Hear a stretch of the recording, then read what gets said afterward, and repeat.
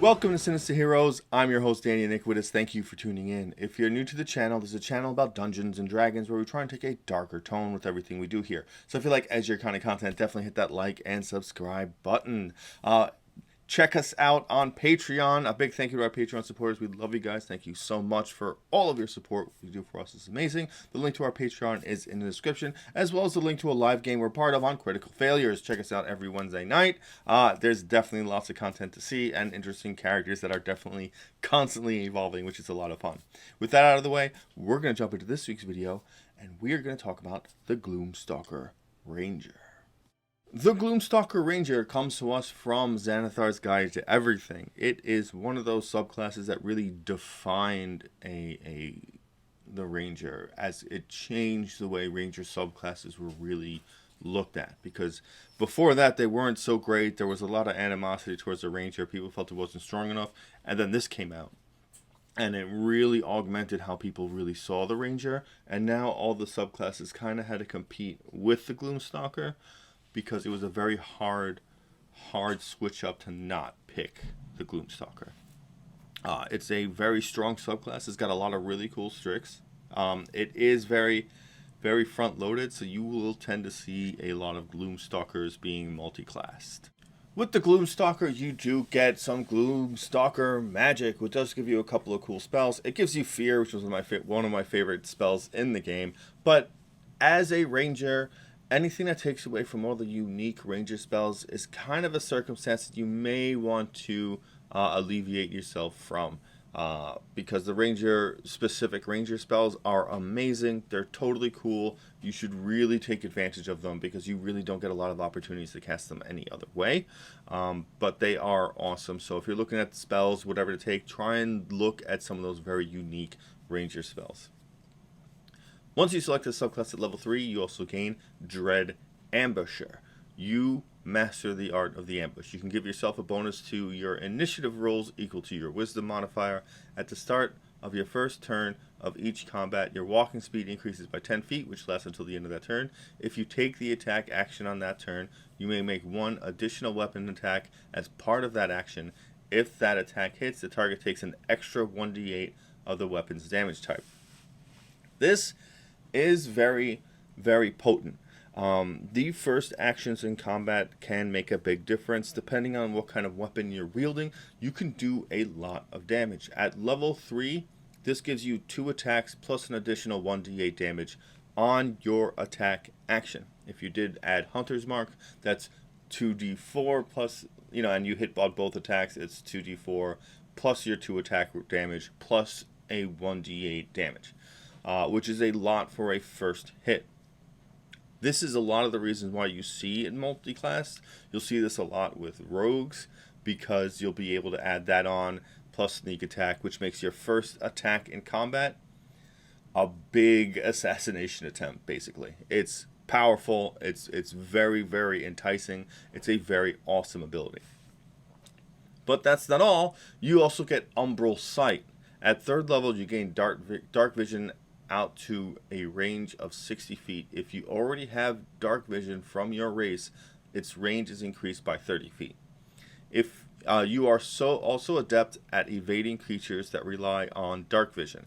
While in darkness, you are invisible to any creature that relies on dark vision to see you in that darkness. Now, this takes a little bit of monster knowledge. Dependent on how well versed you are with enemies, you will be able to detect that turning out the lights doesn't do anything, which is probably your best way to handle that. See if you can somehow get a cantrip that can snuff out light or candles or anything like that from a distance, because that will make this happen. You can turn out the lights, and if they still come towards your party, then they're relying on dark vision, and then they cannot see you because you are just invisible to any creature that relies on dark vision to see you. That gives you a huge advantage. You will constantly have advantage on attacking enemies like that. You will constantly have disadvantage on attacks coming towards you because they can't see you. And then you'll have to fight based on anything. Enemies needing to see you would need to rely on blind sense or like tremor sense in order to be able to tell that you are within their vicinity, even after you attack them. This creates a wild amount of builds. You will most of the time see this with long range weapons like the longbow or whatever, things like that.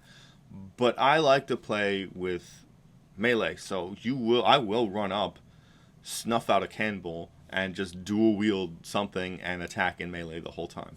Because I have advantage, because I'm invisible. It doesn't matter your distance. It's fun.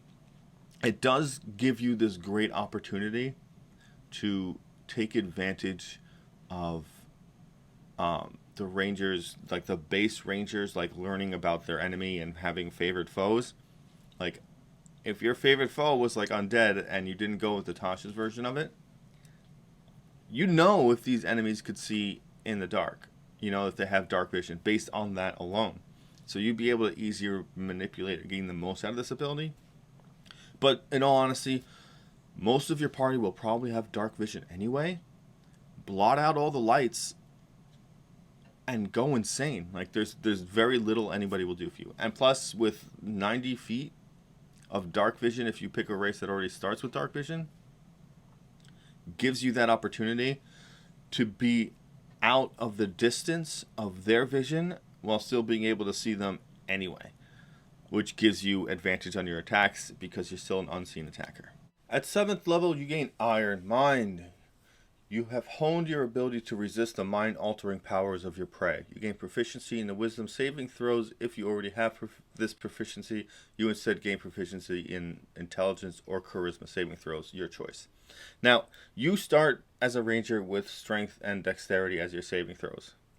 You should have some wisdom. You should pick your attack stat, which whatever you want to do is fine, because you can build a ranger any way you like. But wisdom is one of the more common saving throws. Proficiency in it is fantastic. This is because anything that alters your control of characters, a wisdom save, fears, charms, things like that, those are all wisdom saves.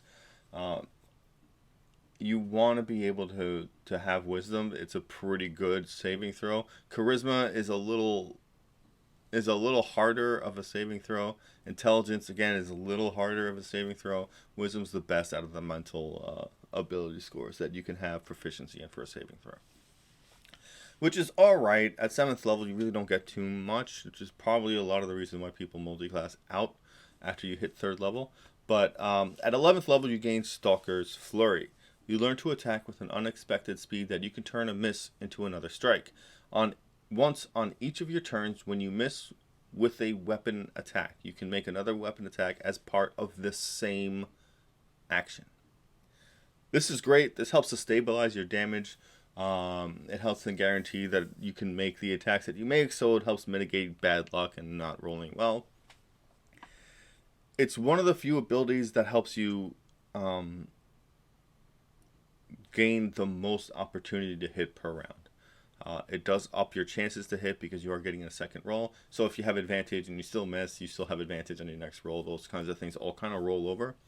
And it gives you just an opportunity to hit that shot, you know, which can be very, very beneficial, especially if you're using something like Sharpshooter, where you're taking that -5 to attack. You might as well go for it and use Stalker's Flurry for that, because it will give you that other chance to attack. So it works out. There's a big damage bonus for it. It's definitely in your wheelhouse. And then at 15th level, the final ability for the Gloomstalker, you gain Shadowy Dodge. You can dodge in unforeseen way. With wisps of supernatural shadow around you, whenever a creature makes an attack roll against you and doesn't have advantage on the roll, you can use your reaction to impose disadvantage on it. You must use this feature before you know the outcome of the attack roll. So that means you cannot see the enemy crit and then yell out, Shadowy Dodge, when they're going to go and hit you. When they go to roll for that attack, you have to say it before the roll happens. It's a little cheap if you use it afterwards, but some DMs will let you do that anyway because it's kind of that sort of ability. You can't know when a crit's going to happen, But this is a good way to understand your circumstances, to really gauge your hit points and know where you are and know the circumstance. If you end up in melee, there's a huge risk to you getting hit. You know that before you go in. It's a very obvious thing that you should be aware of at all times.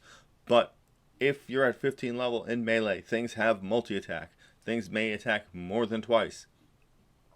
If you dodge the first hit, maybe you want to shadowy dodge the second one.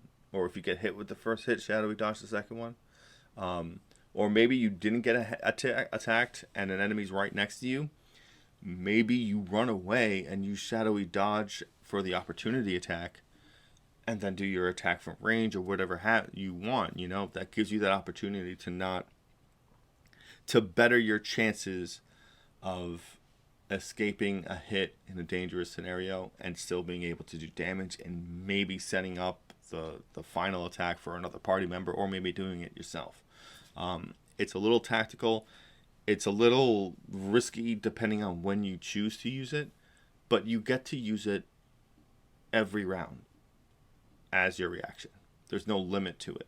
That is a very strong defensive ability. Now, one of the things to note, it is an attack roll. It's not just a melee weapon attack roll. It's not a ranged weapon. Anything that does an attack roll. So if you get hit with like Chaos Bolt or something, shadowy dodge. Still works because it's still just an attack roll. So definitely get the most use of it out of you that you can. If you are ranged, you should use this with every attack that's aimed at you, because you'll probably get hit once or twice. Considering your Umbral sight, that's really going to throw this whole thing out of whack. So your chances of being targeted first and often at range is pretty low, but a spell focused on you, this will get it going. The Gloomstalker Ranger is a very, very powerful subclass, especially considering what you can do in that first turn of combat. It's very feasible that you might be able to pick somebody off right off the bat. Considering you can mitigate things to give yourself advantage on those attacks, you can almost guarantee that you hit, and at higher level, that first round can be severely daunting when you have Stalker's Flurry. One of my favorite combinations is the Drow Gloomstalker. It's not charisma based. It was a little tricky before Tasha's came out, but you gain 150 dark vision. You gain automatically proficiency in perception, which is good. So now you can use that wisdom inclination to bolster up some of those other wisdom based skills and abilities, like, you know, survival and whatever else you felt like necessary. Insight, I think, is actually really useful. And that's a cool little class that kind of fits the theme. You know, you're in the Underdark. This is kind of how you know how to live. And being in darkness when someone else has dark vision and you being invisible is definitely something that I think an evolutionary trait would come out from the Drow, considering they are like almost deities in the Underdark because they're so awesome. But it is uniquely challenging for a DM that's unfamiliar with this, because you don't realize how many enemies have dark vision and how many enemies rely on that, like liches and things like that. If you can't be seen by a lich, things are dynamic. So then lighting becomes important. So it becomes this cool little tactical option that you got to kind of wrestle with, which is a lot of fun, but it does impact how you have to DM a game, because otherwise your Gloomstalker is just going to go out of control, and there's just nothing you can do to stop it. You need to put like torches places, you need to cause sequences of light to emerge, and it changes that, because you don't normally do that, so you need to have a mind for it as a DM, or at least be willing to challenge that. And I think you should, because with it, like, being strong is fun, and if you're strong really on, it's great and it's exciting, but if you're never challenged, it gets to be kind of a drag. That being said, we're going to bring this video to a close. If you made it all the way to the end, big thank you. It really means a lot to us when you do that. Definitely hit that like and subscribe button. Check us out on Patreon. We love you guys on Patreon. Thank you so much for supporting the channel. It's really incredible what you do for us, and it helps us continue to bring new content out. With all that said and done, thank you for giving a spooky kid a chance.